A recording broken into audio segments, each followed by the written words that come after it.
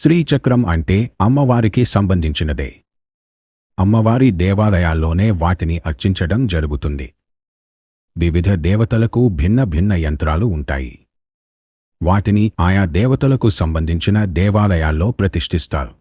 శ్రీచక్రానికి వాటికి సంబంధం లేదు. శ్రీచక్రాన్ని అమ్మవారి ప్రతీకగా అర్చించడం జరుగుతుంది. దానికి నవావరణ పూజ ఇత్యాదులు శ్రీవిద్యా ఉపాసకులు చేస్తారు. ఆదిశంకరులు కూడా దేవి ఆలయాల్లోనే శ్రీచక్రాన్ని ప్రతిష్ఠించి దానిని అర్చించే వ్యవస్థ చేశారు. మరి వెంకటేశ్వర స్వామి ఆలయంలో శ్రీచక్రం ఉంది కదా అని మీరడగవచ్చు. అందుకు కారణం శ్రీ వెంకటేశ్వర స్వామి బాలాజీ బాలత్రిపురసుందరి అని ఒకప్పుడు వామాచార పద్ధతిలో అక్కడ అమ్మవారు పూజింపబడేది.